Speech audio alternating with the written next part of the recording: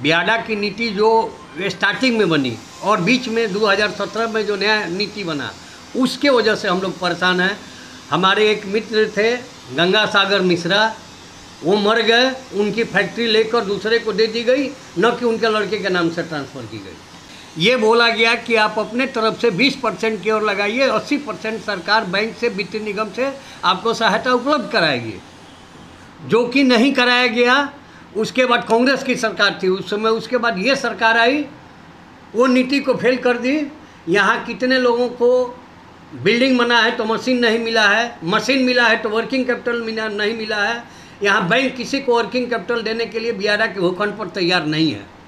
बियाडा उन्हें मानसिक और आर्थिक रूप से दोहन करने का काम कर रहे हैं। जो 45 वर्ष से अपना सारा जीवन लगा करके उस ज़मीन को और उस उद्योग को स्थापित करने का काम किया, अब औने पौने दाम में किसी तीसरे व्यक्ति को वो सुपुर्द कर दे रही है कि मैं कल पटना जाने के क्रम में माननीय मंत्री नीतीश जी से मुलाकात करूंगा और आपकी इन समस्याओं को उनसे अवगत कराऊंगा।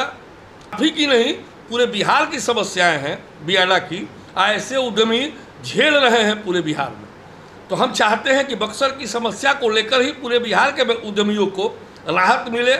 जब रोष में लोग आएंगे उद्यमी, तो सरकार को तत्काल संकट झेलना पड़ सकता है।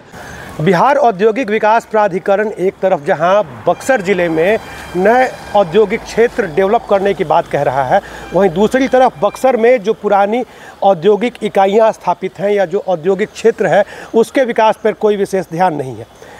ऐसा हम नहीं कह रहे हैं, ऐसा यहाँ के उद्यमी और उद्यमी संघ कह रहा है। उद्यमी संघ ने कई समस्याएं जो है सामने रखी, तो विधायक संजय कुमार तिवारी ने उन पर संज्ञान लिया और उनसे मुलाकात कर उन्हें दूर करने का आश्वासन भी दिया। उन्होंने कहा कि वह सूबे के उद्योग मंत्री से मिलेंगे और उनकी बात रखेंगे। दरअसल जो उद्यमी वहाँ पे पहले से कार्यरत हैं, उनका यह कहना है कि तकरीबन 40 वर्षों से वो यहाँ उद्योग स्थापित कर कार्य कर रहे हैं, लेकिन औद्योगिक विकास प्राधिकरण जो है उनके उद्योगों का विकास कैसे हो, इस पर कोई बात नहीं सोचता। उन्होंने बताया कि उन्हें ना तो बैंक से लोन मिलता है, साथ ही साथ जो उद्योग पहले से स्थापित हैं, उद्योगों का एग्रीमेंट रद्द कर उन्हें दूसरे के नाम आवंटित भी कर दिया जा रहा है। ये उनका यह कहना है कि जो उद्योग उन्होंने पहले खोला था, अगर वो उद्योग अब नहीं चल रहा है तो उसके जगह पे कोई दूसरा उद्योग शुरू किया जा रहा है या शुरू करने की योजना बन रही है, तो इस पर बियाडा रोक लगा रही है, जबकि सरकार की ये नीति है कि आप सम परिवर्तन कर सकते हैं। हम लोगों को बोले हैं कि हम कल जाकर नीतीश मिश्रा माननीय उद्योग मंत्री से मिलेंगे और आप लोगों की समस्याओं को रखेंगे उनके यहाँ, और फिर तुरंत हम आप लोगों को बुलाएंगे। हम लोगों का एक डेलीगेट जाएगा, विधायक जी का ये आश्वासन है कि आपके डेलीगेट को बुला के और नीतीश मिश्रा उद्योग मंत्री से हम आपको मुलाकात कराएंगे। क्या क्या मांग आप लोगों ने आज विधायक के सामने रखी है, खासकर इंडस्ट्रियल एरिया बक्सर से? हम लोग बियाडा के नीतियों के वजह से बहुत परेशान हैं। बियाडा की नीति जो स्टार्टिंग में बनी और बीच में 2017 में जो नया नीति बना, उसके वजह से हम लोग परेशान हैं। हमारे एक मित्र थे गंगा सागर मिश्रा, वो मर गए, उनकी फैक्ट्री लेकर दूसरे को दे दी गई, न कि उनके लड़के के नाम से ट्रांसफ़र की गई। केवल बियाडा की नीतियों से हम लोग परेशान हैं। एक तरफ बात की जा रही है कि बिहार सरकार औद्योगिक क्रांति का 80 के दशक से बक्सर इंडस्ट्रियल एरिया विकसित करने की बात कर रहा है, आज तक कारण क्या रहा है? 80 के दशक में हम लोगों को बुलाया गया, उस समय की जो स्थिति थी हम लोगों की, ये बोला गया कि आप अपने तरफ से 20% की ओर लगाइए, 80% सरकार बैंक से, वित्त निगम से आपको सहायता उपलब्ध कराएगी, जो कि नहीं कराया गया। उसके बाद कांग्रेस की सरकार थी उस समय, उसके बाद ये सरकार आई, वो नीति को फेल कर दी। यहाँ कितने लोगों को बिल्डिंग बना है तो मशीन नहीं मिला है, मशीन मिला है तो वर्किंग कैपिटल नहीं मिला है। यहाँ बैंक किसी को वर्किंग कैपिटल देने के लिए बियाडा के भूखंड पर तैयार नहीं है। इस सरकार से उम्मीद है? अभी तक तो हम लोगों को कोई उम्मीद नहीं है। नए लोगों को उम्मीदें हैं, पुराने उद्यमियों के लिए बिहार सरकार के पास कोई नीति नहीं है, कुछ नहीं है। तो बिहार के उद्योग मंत्री तो लगातार दावा कर रहे हैं कि इंडस्ट्री डेवलपमेंट के लिए वो नए उद्योगों के लिए बाहर से बुला कर वो लोग आएंगे और यहाँ से पैसा लेके फिर चले जाएंगे। हम लोगों के लिए वो नीति काम नहीं कर रही है। परिचय आपका?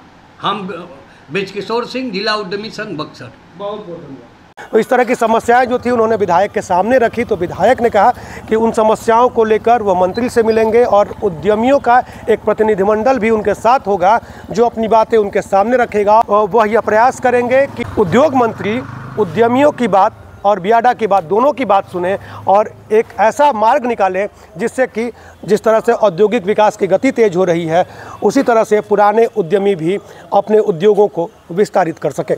कि वहाँ के उद्यमियों की एक बहुत बड़ी समस्या है बियाडा, और बियाडा ने 1978 में इन उद्यमियों को बुला करके व्यवसाय करने के लिए सन 1980 में ज़मीन का आवंटन किया। ज़मीन का आवंटन ये कहकर किया गया कि आप 20% लगाएं और बियाडा 80% खर्च करेंगे। उद्यमियों ने अपना व्यवसाय वहाँ लगा दिया, और लगा क्या दिया, वो आज लगभग 45 वर्षों के बाद वो स्थापित भी हैं, लेकिन विभिन्न कारणों से बियाडा उन्हें मानसिक और आर्थिक रूप से दोहन करने का काम कर रहे हैं। जो उनका ज़मीन है 99 वर्ष की लीज पे, उस ज़मीन को भी वो एन प्राकृत जो 45 वर्ष से अपना सारा जीवन लगा करके उस ज़मीन को और उस उद्योग को स्थापित करने का काम किया। अब औने पौने दाम में किसी तीसरे व्यक्ति को वो सुपुर्द कर दे रही है, जिससे वहाँ के उद्यमी हतोत्साहित हैं, उनका मनोबल गिर रहा है। और मैंने उन्हें अब आश्वस्त किया कि मैं कल पटना जाने के क्रम में माननीय मंत्री नीतीश जी से मुलाकात करूंगा और आपकी इन समस्याओं को उनसे अवगत कराऊंगा, और एक प्रतिनिधिमंडल को ले चल कर मैं माननीय मंत्री जी से मुलाकात कराऊंगा, जो कि आपकी समस्याएं आप ही की नहीं पूरे बिहार की समस्याएं हैं बियाडा की। ऐसे उद्यमी झेल रहे हैं पूरे बिहार में। तो हम चाहते हैं कि बक्सर की समस्या को लेकर ही पूरे बिहार के उद्यमियों को राहत मिले, और बिहार सरकार तत्काल रूप से उन व्यवसायियों की बातों को सुने। बियाडा के एक तरफी बात को न सुने सरकार, वो दोनों पक्ष की बात सुने।